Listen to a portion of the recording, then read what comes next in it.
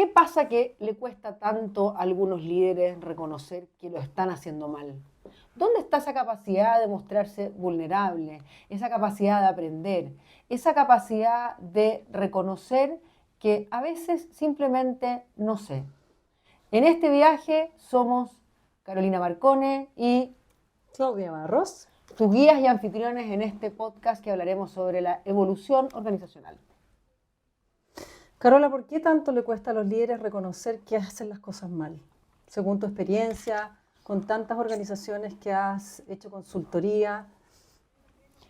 Yo creo que principalmente hay un elemento clave que muchas veces no saben que lo están haciendo mal y creen que lo están haciendo bien.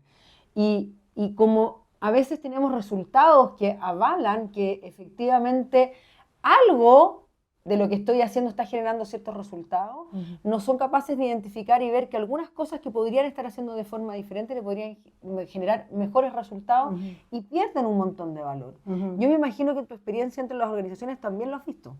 Sí, lo he visto. Efectivamente, cuando uno como líder empieza a culpar a otras áreas de por qué no avanzan como quieren avanzar las ventas, de por qué no hay eficiencia como debería haber, de por qué logística no llega como tiene que llegar, independientemente de que uno llegue a los resultados. Pero el problema no está solamente en cómo están organizadas las áreas, sino que el problema es en reconocer cómo uno es capaz de impactar esas áreas para que estas áreas den lo mejor de sí. Y cuando uno es líder, ya organiza ya a niveles de gerencias generales, eso es más difícil de ver. Ya, pero vámonos a algo así súper concreto. Clau, tú, en tu experiencia, ¿cuál ha sido ese momento más difícil para ti el reconocer que no lo estabas haciendo bien? ¿Te pasó? Uy, sí. ¿Cuándo? Me pasó. A ver, cuéntame. Me pasó cuando me demoré mucho en hacer ciertos cambios organizacionales que me frenaban el acelerar todo el movimiento interno que había que tener en el área de negocio para poder lograr a los resultados. ¿Qué quiere decir? Me demoré en sacar gente, me demoré en... Y eso básicamente en reasignar a los equipos, y eso finalmente se notó una vez que 2 años después lo pude mirar y dije, si esto lo hubiera hecho antes, los resultados habrían hecho mucho mejores. Entonces, ahí me di cuenta que lo estaba haciendo muy mal. Pero, ¿y qué te impidió antes, cuando ya te diste cuenta los resultados no me dan? ¿Ya? Lo podría haber hecho bien, pero ¿en qué momento caíste de cuenta? O sea, cuando lo estabas haciendo en el proceso, Sí. ¿te dabas cuenta que lo estabas haciendo mal? ¿O eso fue ya cuando tuviste el resultado y te llegó de sopetón? No, cuando estaba muy cansada. Me empecé a cansar mucho, sentía que yo estaba subvencionando y culpaba más a la gente de que no estaba logrando los resultados, en vez de yo haber generado los resultados antes, o sea, yo haber generado los cambios antes, tanto en mí de reconocer que yo no lo estaba haciendo bien como líder en términos de orquestar bien esta organización, como de las personas que estaban entregando esos resultados. O sea, el problema era un proceso de autoconocimiento y autoconciencia que no lo estaba haciendo bien como líder. Y en ese momento, en perspectiva, me di cuenta de que no era culpa ni de las personas, ni de logística, ni de la operación. La responsabilidad era mía. Yo veo mucho este tema de la dificultad que tiene el poder reconocer que cuando yo estoy apuntando a alguien siempre hay, me encanta esta frase porque dice, cuando yo estoy apuntando a alguien siempre hay un dedo que apunta para allá, pero hay 3 que me apuntan hacia mí. Tal cual. Entonces, siempre al final, cuando yo no estoy alcanzando los resultados que yo quiero, o los equipos no están funcionando como, como a mí me gustaría que funcionaran, o cuando efectivamente no estoy llegando o no me siento contento. Cualquier cosa que me está pasando para mí ese es un gatillador importante de reconocer, parar y mirar, pero no buscar afuera, sino que buscar adentro cuál es la razón por la cual no logro estar ahí donde me gustaría estar. Entonces, creo yo que cuando nosotros hablamos de por qué nos cuesta tanto y reconocer que realmente lo estamos haciendo mal, hay una parte importante porque yo creo que hay que partir reconociendo de que no siempre estamos bien y también qué factor cumple el resto en poder ayudarte a mirar efectivamente que eso que tú crees que está tan bien puede no estar bien. Sí, Carola, ahí lo más difícil es que la rueda, tú estás dentro de la rueda del hámster.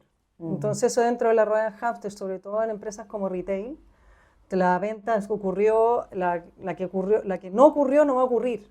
Entonces, pararse a mirar es algo muy difícil. Pero cuando te das cuenta que parar a mirar, aunque sea una semana o un par de días, resuelve meses de problemas. Y eso uno lo aprende con el tiempo, con mirada introspectiva, con entender también cuál es el impacto que tiene uno en las decisiones que toma uno, el impacto en las personas y en las otras áreas es muy difícil de reconocerlo, hasta que uno hace realmente un trabajo muy difícil de verse, de autoevaluarse y de realmente tener una honestidad de decir, aquí no funciono, pedir ayuda, ningún líder pide ayuda. Es muy difícil. Solamente los grandes gobiernos corporativos te dicen, oye, ¿sabéis que a lo mejor deberíamos de tener un asesor para esto? Un asesor para lo otro. Se llenan de asesores porque finalmente los mismos líderes no saben pedir ayuda. No todos, ¿eh? Hay varios que saben pedir ayuda para poder resolver ciertos problemas que son generales en la organización. Pero te digo, los niveles medios de liderazgo, muy pocos. Yo tengo la suerte de conocer un poco tu trayectoria, de ver cómo has hecho esta carrera exitosa. ¿Y cuál crees tú que ha sido la clave de tu éxito al liderar equipos tan grandes y de pasar por tres negocios importantísimos y llegar a roles claves dentro de los negocios? ¿Qué crees que marcan realmente una diferencia y que hace que las personas que trabajaron contigo se acuerden de ti? Creo que tener primero, valorar a las personas por lo que realmente son y son capaces de hacer, entender dónde están las capacidades de los equipos para poder gestionar el negocio desde el cliente. O sea, finalmente es entender cuál es tu cliente y de qué manera los equipos están preparados en general para poder atender a ese cliente de una manera real, justa y con procesos súper definidos. Y poder además articular con la organización no solamente tu área, sino que las demás áreas, inspirarlas y motivarlas a que ese cliente es de todos y no es solamente del área de negocio, sino que además es de todas las áreas organizacionales. Yo creo que hay un proceso importante en cualquier persona que ejerce un rol de liderazgo que tiene que ver con el darse cuenta, ¿ya? Y yo creo que en todo lo que tú dijiste, que para mí está muy relacionada la palabra conciencia. Para mí conciencia tiene que ver con esa capacidad de darse cuenta. Y cuando tú hablas de lo que ha sido un éxito para ti o lo que te lleva a ser un buen líder, tiene que ver con darse cuenta por qué esta empresa es relevante en el mercado y a quién está aportando. O sea, reconocer que existe un cliente, el darse cuenta que tienes personas que forman parte de este equipo a las cuales tienes que ser capaz de articular o orquestar de forma adecuada para llegar a estos resultados. Entonces, tiene que ver con esa capacidad de pararse, mirar y poder definir y decir, listo, estamos juntos para lograr que esta organización sea algo, logre algo en función de una persona a la cual yo tengo que satisfacer alguna necesidad, alguna inquietud, algo, ¿ya? De saber de que al final, que para mí es muy lindo, no estamos solos y nada lo vamos a lograr solos. Y es darse cuenta, no solamente darse cuenta, sino que es también la capacidad de poder transmitir y hablar los idiomas diferentes que tiene la organización y que entienden de forma diferente y alinearlos a una comunicación común. Y eso es lo más difícil porque finanzas habla un idioma, operaciones habla otro idioma, logística habla otro idioma, negocio habla otro idioma, persona habla otro idioma. Entonces, porque a cada uno le duelen cosas diferentes. Entonces, cada uno al final, cómo tú buscas que nos duelan las cosas lo mismo. Entonces, y eso es un desafío organizacional importante y aparte de tener autoconciencia, de generar una autoconciencia en los demás líderes. Eso es un desafío. A mí me pasa que en los procesos de transformación organizacional o cultural o cuando me toca trabajar con un líder y que el líder en el fondo muchas veces te pasa que te llaman y no quiere trabajar contigo, o sea, no lo ve, no se da cuenta, no le interesa, odia a los coaches, ya que eso pasa o vive algún proceso traumático anteriormente, ya todo esto suele suceder. Y viene una primera etapa que es súper importante, que es que la persona con la cual tú vas a trabajar le haga sentido que realmente aquello que todo el mundo le trata de mostrar, por lo cual lo tienen sentado en un proceso o en algún proceso de acompañamiento, él o ella digan, sí, es lo que tengo que hacer, ¿ya?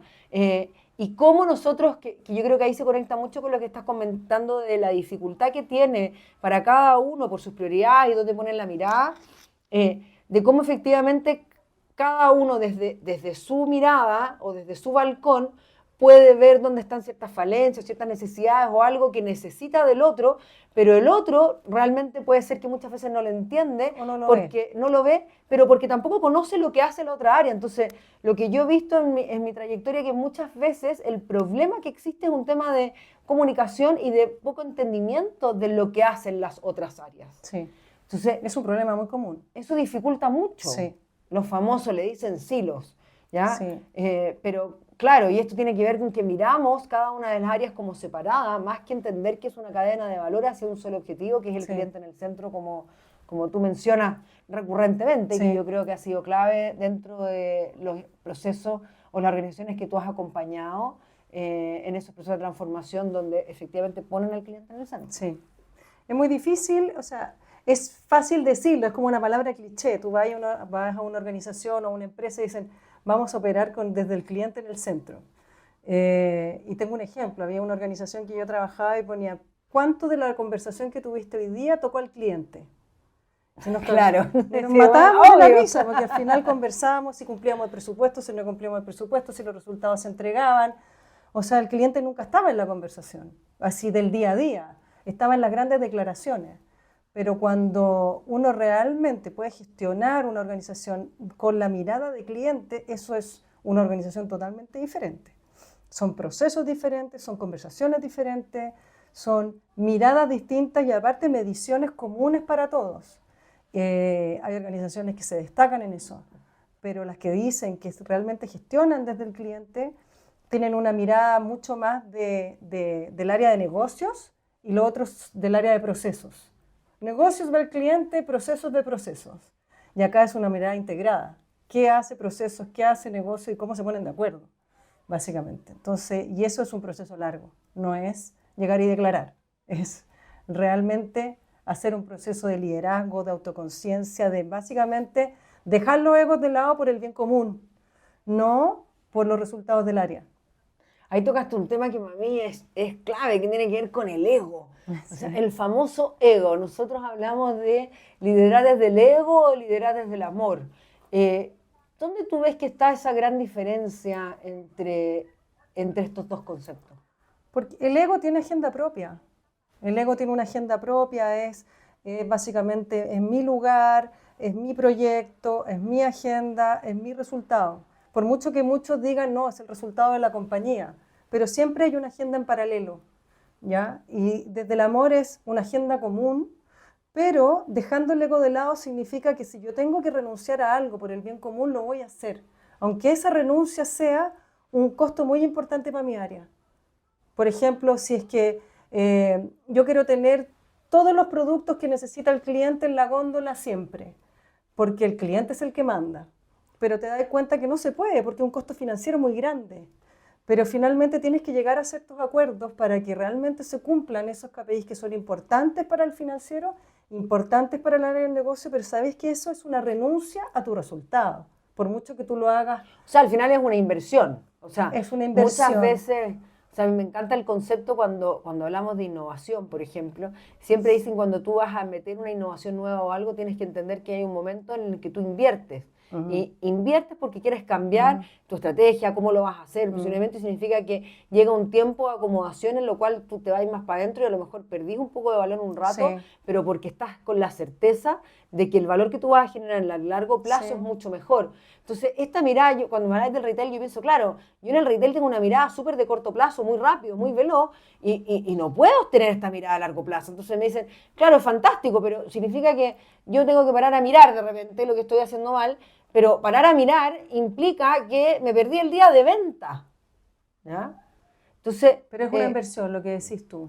¿cómo nosotros incentivamos a los líderes hoy día a parar y mirar, como dice Sí. Víctor Cooper, el que para repara? ¿Ya? Exactamente. Se incentiva básicamente con ciertas dinámicas que sean más conscientes de lo que hablamos nosotros en nuestro modelo, que es parar y mirar para qué.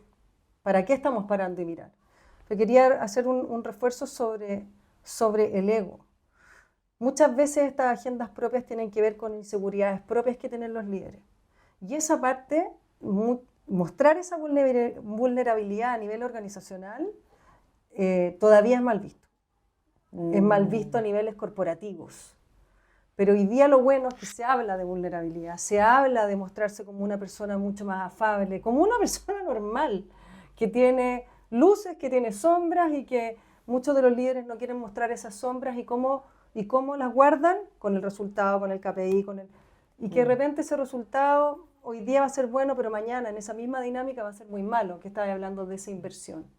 Y en esa dinámica de parar y mirar, es no solamente parar y mirar el negocio, sino que parar y mirar de cómo estamos gestionando el negocio. Ahí no puedo dejar de pensar en que muchas veces en estos procesos de acompañamiento que me ha tocado a distintos líderes, ocurre esta como inseguridad que tiene el líder, porque sabe que no sabe tanto como las personas que tiene a cargo. O sea, como que efectivamente esa ansiedad de decir, pero es que yo debería saber todo, y que entran como como que se atrapan, porque efectivamente una parte que para mí es relevante cuando uno entiende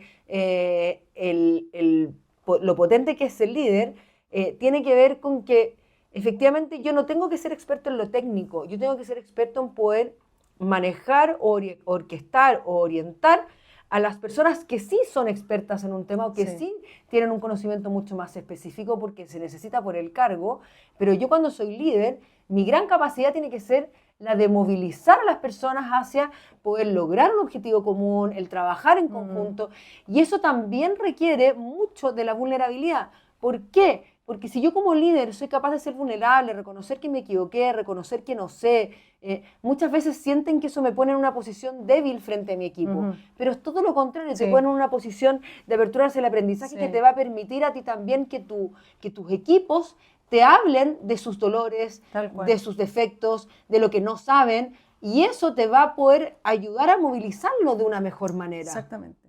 Entonces, es clave entender ese rol de movilizador, y para poder movilizar a un otro yo necesito generar ese espacio de conexión para poder realmente saber dónde están los dolores de la persona con la que estoy trabajando, cuáles son sus incompetencias, para poder realmente mostrarle luces o formas de hacerlo que los podrían orientar para poder alcanzar juntos un mejor resultado. Sí, y no solamente con los equipos que te reportan, el desafío está hacerlo con tus pares si es que estás en un nivel de primera línea, y si eres gerente general o líder o dueño de la compañía, de todas maneras.